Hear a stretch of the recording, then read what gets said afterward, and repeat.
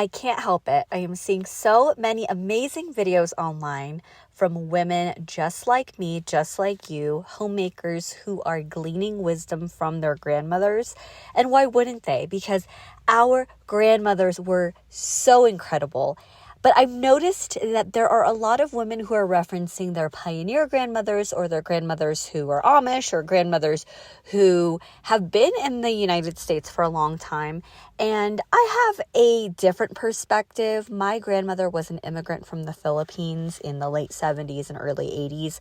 And she has a lot of wisdom to share that I know others will benefit from that tiny difference.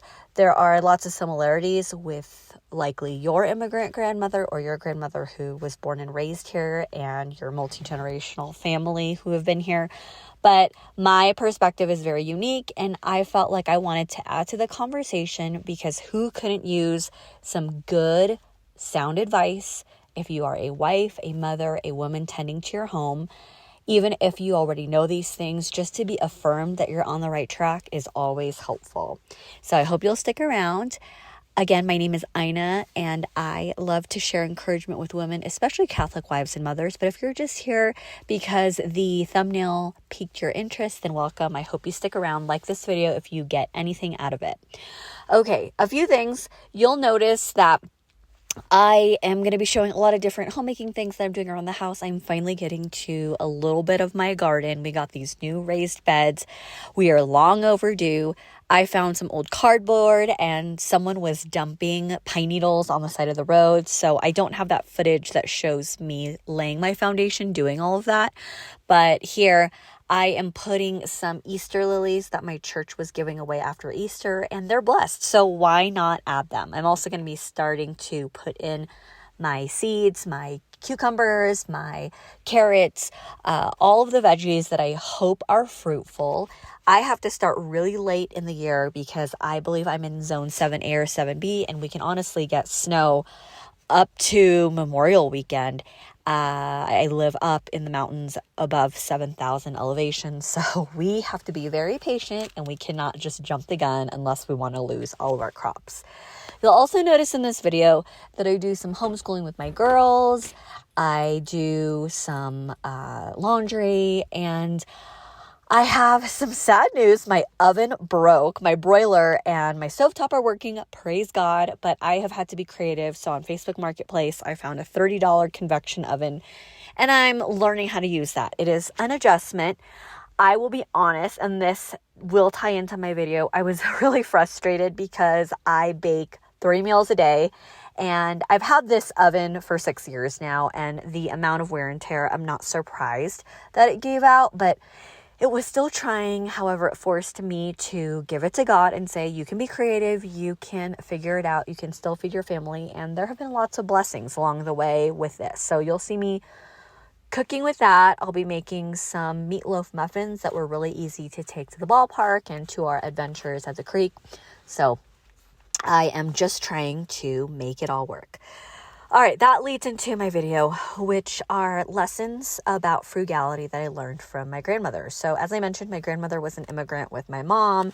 She was an immigrant with her 6 children, and I loved my grandmother so much. I know I'm not alone. I am not the only granddaughter who has fond memories of her grandmother, but I just think about all the things that we did. What's funny is it has really shaped my motherhood. They were not things that, my grandmother did not do what I think we like to do as parents these days, which is we accommodate our children. We'll watch the Bluey episodes. We will play Baby Einsteins. My grandmother taught me, hey, if you want to hang out with me, you're going to do what I want to do. You're going to learn the cool stuff that is timeless. I am not going to bend and break just to entertain you.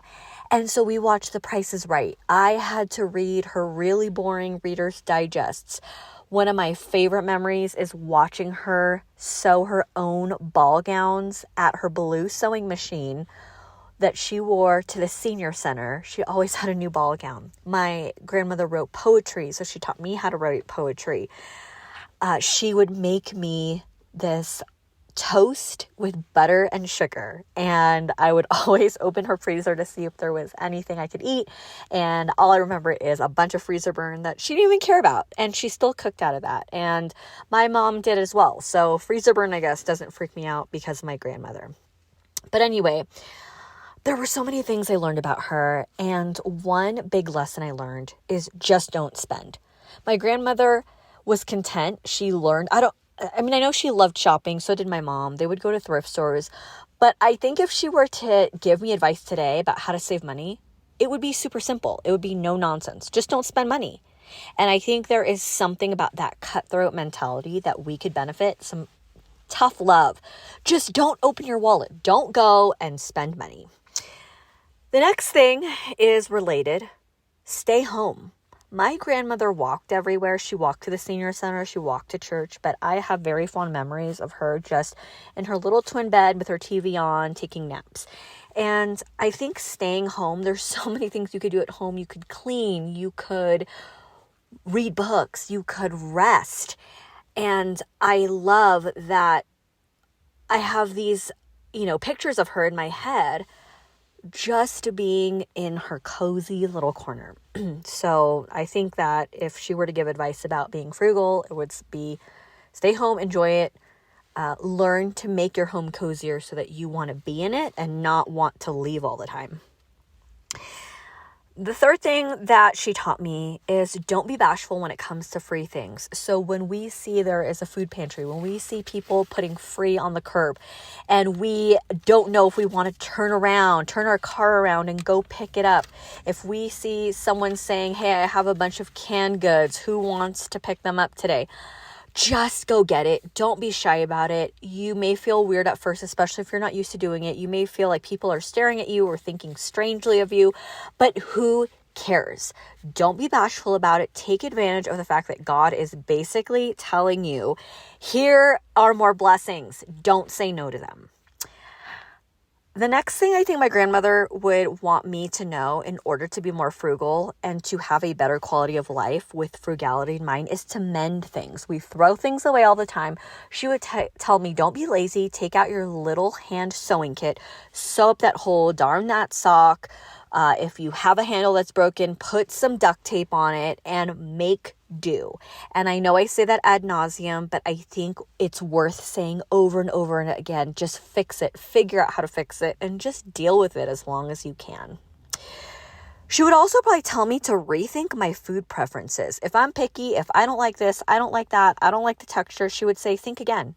Are you sure you don't? Try it again. Give it a shot. Don't be someone who is super particular because you're actually missing out on all the other blessings of being less picky. I think she would say to find joy in free and frugal pastimes like reading, like sewing, like taking a nap, and not to fixate on expensive pastimes, to just cuddle my babies, to go for a free walk around my neighborhood.